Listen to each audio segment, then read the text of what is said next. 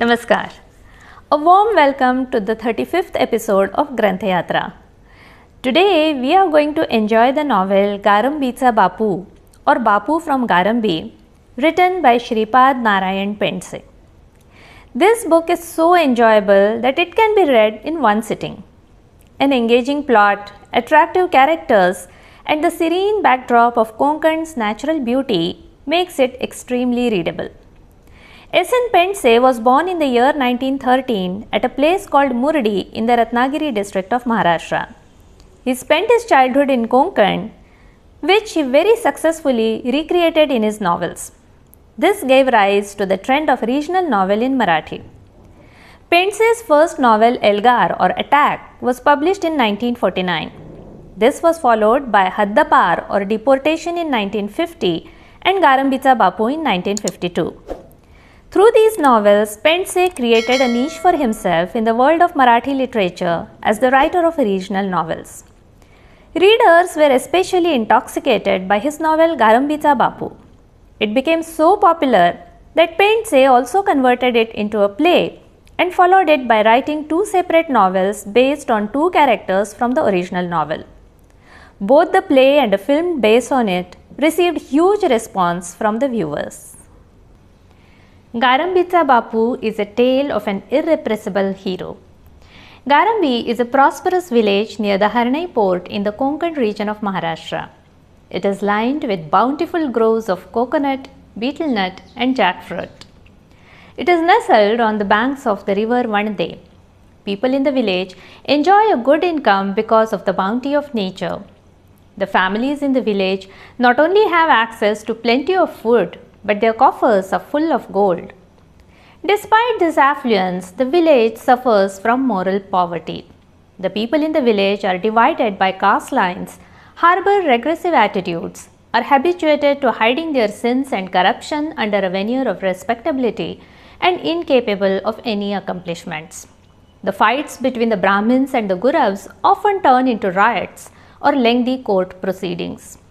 If anyone in the village dares to step out of the boundary of the age-old social customs, it becomes the topic of discussion for the entire village. This adherence to customs also prevents them from enjoying their prosperity, which is a ground for their criticism by others. Bapu is born in this Garambi in the house of the naive Vithoba. The simple-minded Vithoba lives off by fetching the river water for the household of Khoth or the revenue collector of the village and doing odd jobs for other families. Bapu's mother is mostly away from home on some pretext or the other.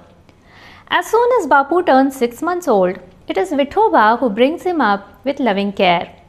Right from cooking and feeding him to tending to Bapu in sickness, from begging for sweets to saving every penny he earns to buy a gold ring for Bapu, Vithoba showers his love on Bapu while he works hard for the entire village and endures humiliation by the Khoth's family.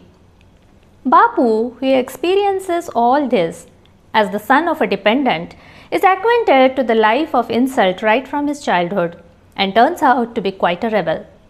His self-respect is alive in his mind, and even in the absence of any such training, he learns to live with pride. This is for the first time in Marathi literature we see the rise of a superhero. Apart from mythological or historical figures, a character like Bapu was unknown to the Marathi novel until now. As Bapu grows up, his personality becomes more and more intrepid. He does not follow any of the unwritten rules of Garambi. He does not care for social stature, seniority of age, or the outdated rules of propriety. Because of his inherent instinct, he is well aware of who is truly worthy of respect and who merely pretends to be a respectable villager. Because of this careless attitude, the residents of Garambi brand him a hooligan, and Anna Khoth begins to hate him as a troublemaker. This leads to clashes with his mother. To destroy Bapu's self-confidence, Anna Khoth accuses him of having illicit relations with a woman from another caste and then goes on to pay the fine to clear Bapu's name to further humiliate him with this obligation. When Bapu finally emerges from the extreme depression following these incidents, He decides to get away from the petty atmosphere in Garambi and become self-reliant. Thus begins his journey to become an exceptional person. Bapu's networking began as soon as he shifted his base to the bridge. It was inevitable that it would have an effect on Raoji's restaurant. His customer base began to increase at a fast pace. This forced Bapu to pay attention to the running of the restaurant. At times, when Bapu would serve a cup of tea to a bus driver, the driver would shout at him, "Bapu, you scoundrel! Look at this cup and saucer. It is so dirty. Have you ever seen how clean the cutlery is at the failed Bapu's restaurant?" Comparison with the failed Bapu? Bapu was insane with anger. Raoji, whose filthy habits had invited this trouble, got a solid scolding from Bapu. "I'll shatter all cups and saucers if I see any spots on them. I won't tolerate insults for your sake." He only had to discipline Raoji once. The cups and saucers never had a spot on them ever after. Slowly, Raoji's restaurant got a makeover. Bits of burnt beedies and matchsticks, pieces of savories, balls of paper, stalks of leaves, blots made by spitting were all removed from its premises. Raoji had no courage to speak against Bapu's wish. Bapu would say, "I will not tolerate insults from my men because of your dirty habits. If you can't improve, I will leave right now." Bapu's men, not a small matter. Everyone, right from Musa the merchant, were Bapu's men. At times, the sales would bring in as much as 8 annas. Raoji behaved like a servant in Bapu's presence. He would say to Jipriya, "Pick up those bits. If Bapya arrives, he will hold me accountable. You will escape his wrath."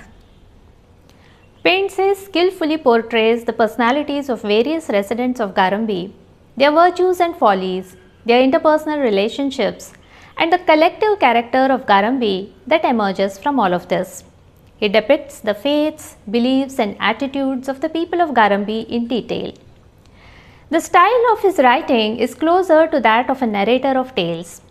He does not get carried away by emotions related to the incidents in the lives of the novel's characters. Rather, he narrates these incidents in a somewhat objective and a tongue-in-cheek manner. The novel has realistic descriptions of the physical locations in Garambi. The houses surrounded by betel nut groves, the canal supplying water to these groves, the makeshift bridge made from coconut trees on Vande river, the temple of Vyagreshwar, the other sturdy bridge on the river, the hotels and restaurants on the bridge, traffic of the buses and bullock carts is described in such detail that the readers can picturize it all in their mind's eye. Bapu now begins to spend most of his time in the restaurant of Raoji, and his personality begins to mature. As he does not care for the artificial divisions of caste or social stature and values every person as a human being, he soon becomes very popular. His presence increases the sales in Raoji's restaurant. Bapu's circle of friends expands to the neighboring villages. But now, Bapu is poised at a delicate age.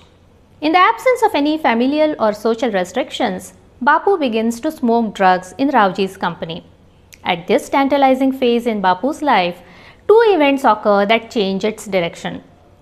The first is that Raoji's exceptionally beautiful wife Radha saves him from becoming a drug addict, and the second is the sudden death of Vithoba. Following continuous and heavy rains for 3 days, the Vande river is in spate. Vithoba wades into the floodwaters to fetch drinking water for the Kho's household, slips and drowns in the river. Bapu happens to spot his rotting body and is jolted by this loss. For the sake of Vithoba, who gave him unconditional love, and to avenge all the injustice that Vithoba had to face in life, Bapu resolves to become rich and famous. This is the beginning of the journey of the hero of Garambi to becoming a superhero. Bapu possesses the qualities of perseverance, hard work, the humility necessary to acquire knowledge, and the courage to embark on a new path. He works hard for a merchant at Sakharpendi town and learns all the tricks of the trade. At this juncture, his life takes another turn. With his body hollowed by his drug addiction and the resulting illness, Ravji dies. When he gets bedridden during his last days, his wife Radha summons Bapu for help, and after Ravji's death, they begin to live together. It is not surprising if Bapu's behavior was considered provocative on the background of the social atmosphere in the 1950s and especially in the ritualistic culture of Konkan. Not to abide by the prevalent norms of caste system, not to perform religious rituals despite being born in a Brahmin family, to make friends with the people of the Gurav caste, to eat meat in the company of Muslim friends, and to live with a widow from Gurav caste without marriage were acts of rebellion and immorality in those times. Yet, none of these aspects of his behavior are ever concealed by Bapu. He breaks the rules openly and takes full responsibility of the consequences of his actions. He is not afraid of any individual or the society. He neither cares for the baseless rules of morality nor does he hesitate to behave with true humanism. In fact, his genial personality brings out the immoral and deceptive behavior of others in sharp contrast. While discarding the so-called rules of morality, Bapu remains pure at heart. Except for Anna Khoth, he does not hate anyone. He is always ready to help anyone in need, irrespective of the caste or stature of that person. In his march towards his own progress, he does not trample the rights of anyone. He respects and loves all those who love him. His behavior is always governed by humanity, but he feels sad when this hurts his near and dear ones. The area surrounding Bapu's bungalow developed fast. The shed got buffaloes, cows and bullocks. How much milk would Bapu and Radha consume? In the morning, lower caste women would queue up for milk and buttermilk. Even without being married, they began to respect Radha as Bapu's wife. The bungalow's western veranda was open to the bullock cart drivers. It became customary for them to park their carts at Garambi's toll office and go to Bapu's bungalow for refreshments. There they would find large pots filled with water. Bapu's wife would offer them buttermilk. If the season was right, ripe jackfruit would be piled up on the verandas. All they had to do was inform Bapu's wife and cut the fruit. The drivers who enjoyed this hospitality at bungalow would sing Bapu's praises right up to the town of Sakharpendi. At times, a bullock cart driver would call out for help from the valley in the dead of the night. Immediately, Bapu's servant would come stomping to the opening of the valley carrying a mast and a lantern. Big bells would be tied to the mast. When the servant walked in the night with the mast hitting the ground periodically, the bells could be heard right up to Anna's house. The tiger or any other beast would be scared away by that noise. The servant would accompany the driver to the toll gate and return. Bapu would then ask him from inside the house, "Was it the tiger?" "What tiger? There was nothing. Unnecessary trouble." "Then did you return without checking further?" "No, sir. I went up to the toll gate." Bapu had given strict instructions to the servants. Whether there was a tiger or not, whether it was necessary or not, when the cart reached the valley, it had to be accompanied to the toll gate. On rare occasions when the servant would be busy elsewhere, Bapu would himself go and accompany the bullock cart. Garambi would turn up its nose at the bungalow being frequented by the bullock cart drivers and farmers. "Look how that beautiful bungalow has been turned into a pen of hens." They began to call the veranda as the rest house of the drivers. Bapu would say, "Fools, this is not a rest house. It's the veranda's job to help those in need. Why do you think it exists? To enjoy the cool air of the valley?" People of Garambi thought Bapu is a shrewd businessman. He is helping the bullock cart drivers for a reason. At times, even Musa the merchant has to back out. When Bapu needs a cart, the rest can go to hell. Bapu would reply, "It's true. It's absolutely true. My job is to give, not to take back. It is not my fault that the drivers are decent and return the favor." Garambi thought that it was only Guravs, farmers and the bullock cart drivers who were friends with Bapu. But they were soon proved wrong. People occupying high positions began to queue up at the bungalow. Captain of every boat on the Konkan line would enjoy Bapu's hospitality at least once a year. Postmasters and telegram office masters at Harnai and Dapoli, custom officers at the port would be his guests whenever they were bored. Bapu would then entertain them with chicken and drinks. This was Bapu's grand style when he was just 25. When he would visit the port, the custom clerk would organize a special paddle boat to take him to the ship. When he visited the telegraph office, he would be offered a chair. When he went on the ship, his chair would be placed next to the captain's chair. But Garambi could never guess how much Bapu had to spend to earn this honor. But this certainly stopped the mockery of Garambi's wealth for a while. Bapu successfully implements business plans at a level never even imagined by those living in Garambi. He builds a bungalow in the same village that once humiliated him as the son of a water carrier. He spearheads development in the village by constructing a well, a school, and a cemented channel for the canal. By succeeding in every act that was criticized by Garambi, Bapu proves that each of those acts was right from the point of view of humanism and progress.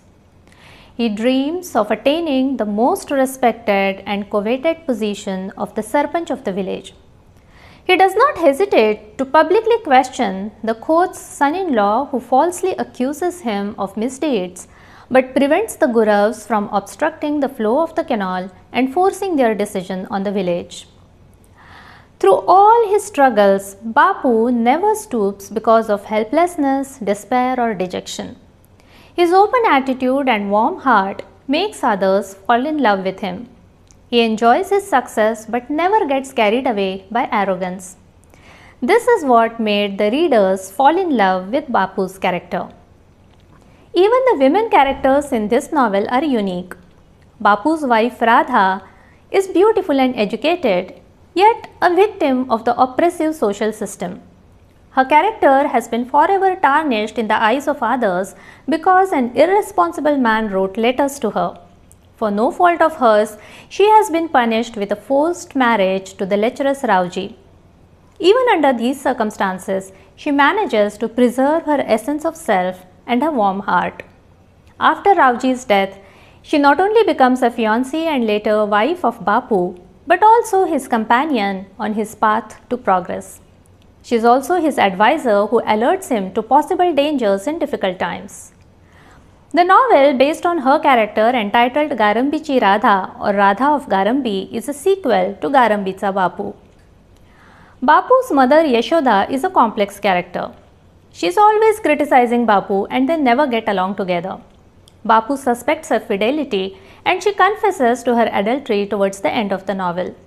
But the circumstances that force her into the life of adultery are merely alluded to by Pense in this novel. Later, he wrote an independent novel Yashoda on this character. This is how the novel Garambicha Bapu, which jolted the system of moral values, which created a very charming superhero in the world of Marathi novel, and which laid the foundation of the regional novel in Marathi, became very popular. Let us learn more about the regional novel from Professor Madan Kulkarni. Marathi प्रादेशिक कादंबरीचा प्रारंभ र वा दिघे यांच्या per रे पाण्या या 1940 मध्ये दिलेल्या कादंबरीने झाला. गारंबीचा बापू लिहिणाऱ्या श्रीना पेंडसे यांनी एल्गार ही कादंबरी लिहिली. या कादंबरीने प्रादेशिकतेचे भाग्य फळफळले असे श्रीना पेंडसे यांनी आपल्या लेखक आणि माणूस या आत्मचरित्रात म्हटले आहे. गोनी दांडेकरांनी 1953मध्ये शितू लिहिली आणि कोकणाबरोबरच वऱ्हाड आणि इतर प्रदेशावर कादंबऱ्या लिहिल्या. इंग्रजीतील हार्डी या लेखकाने ज्याप्रमाणे वेसेक्स प्रदेशाची पार्श्वभूमी वापरून एकामागून एक कादंबऱ्या लिहिल्या, तसेच पेंडसे आणि दांडेकरांबद्दल म्हणता येईल. साहित्यातून ग्रामीण जीवनाला लोकजीवन आणि कृषी संस्कृतीसह विशेष प्राधान्य देण्याची प्रवृत्ती म्हणजे प्रादेशिकता होय. जीवनाचे व्यक्तिवादित्व आणि वाङ्मयाचे वास्तववादित्व याला केंद्रस्थानी लिहून ठेवलेल्या अशा कादंबऱ्या ज्या असतात त्याला प्रादेशिक म्हणता येईल. साहित्याला प्रादेशिक म्हणता येईल कारण यात ग्रामीण जीवन गृहीत धरलेलेच आहे. जागतिक प्रादेशिक कादंबरी सन 1800 ते 1900पर्यंत लिहिली गेली. पुढे तिचे स्वरूप बदलले. 1930 नंतर औद्योगिकरणाच्या विरुद्ध आणि कृषी परंपरा कायम ठेवणे असे स्वरूप तिला प्राप्त झाले. डॅनियल हॉफमन याने प्रादेशिक प्रवृत्तीबद्दल म्हटले आहे की regionalisation is not end in itself, not a literary affection, not an aesthetic credo, but a condition of literary realization. पुढे तो लिहितो, literary regionalism is an expression of the worldwide romantic movement and hence is found in the literature of all nations influenced by it. Marathi प्रादेशिक साहित्यात मात्र सौंदर्यवादी romantic दृष्टिकोन नाही, तर प्रादेशिक वास्तवाची व्याप्ती, नाविन्याचे आकर्षण आणि जीवनातील व्यक्तिवादित्व यांना प्राधान्य दिले जाते. तसेच नाविन्याचे नैसर्गिक आकर्षणही तिला आहे. प्रादेशिक जाणीवेची ही एक अवस्था आहे. इथे कादंबरीच्या आकृतिबंधाचे घटक प्रदेशोन्मुख झालेले दिसतात. यात सिरियस इमिटेशन ऑफ रिएलिटी आहे, पण नॉस्टेल्जिया किंवा स्वप्नरंजन नाही. श्रीना पेंडसेंनी गारंबीच्या बापूच्या रूपाने आडदांड व सत्वशील व्यक्तिमत्वाला साकार केले. भूतवाडीच्या मावशीचे प्रेम आणि यमी संदर्भात आलेला आळ यामुळे बापूमधील माणूस जागा झाला. राधेवरील प्रेमाने त्याला पराक्रमाची स्फूर्ती मिळाली. सभोवतीचे वातावरण परंपरागत जुत्या मळण्याचे असूनसुद्धा बापूच्या ठिकाणी उदार तत्वांचा उदय झाला. गारंबीने माणूस घडवला, बापूला घडवले. गारंबी इथे एक पात्र आहे. इथल्या परिक्षेत्राशी व्यक्ती, निसर्ग, समाजजीवन यांच्या संबंधातील अपरिहार्यत्व व स्वाभाविकत्व निर्माण झाले आहे. बापू आणि अनेकांशी संबंध असलेली यशोदा, अण्णा खोत, पांडू भट, विठोबा, राधा, रावजी या पात्रांचे क्रीडानाट्य, इंटरप्ले ऑफ कॅरेक्टर्स यातून गारंबी साकार होते. पु ग सहस्रबुद्धे यांनी बोलीचे महत्त्व सांगताना प्रतिभेचा लेख जिवंत वाटायचा असेल तर लेखकाने व्यक्तीच्या तोंडी वर्गविशिष्ट भाषा वापरली पाहिजे असे म्हटले आहे. गारंबीमध्ये कोकणी बोली संवादार्थ येते. प्रादेशिक साहित्यात तशी ती येतेच, पण बोलीसाठी बोली यायला नको. बोलीचे पॉसिबिलिटीजमधील सुप्त सामर्थ्य प्रादेशिक कादंबऱ्यांमधून हळूहळू व्यक्त होत आहे. बोलीचे रूपांतर साहित्यात माध्यमातून झाले पाहिजे. श्रीना पेंडसे, गोनी दांडेकर, आनंद यादव या लेखकांनी आपल्या कादंबऱ्यांमधून हे बोलीचे सामर्थ्य दाखवून दिलेले आहे. Does Bapu succeed in becoming the Sarpanch? Why doesn't Bapu's friend Dinkar attend his housewarming ceremony? Which secret related to Anna Khoth is revealed in the end? What is the fate of Bapu's mother after the demise of his aunt? Does Garambi accept Bapu and Radha's son? To know the answers to these questions, do read the extraordinary tale of the amazing Bapu. We shall meet next Friday to read a novel kind of poetry. Until then, keep reading.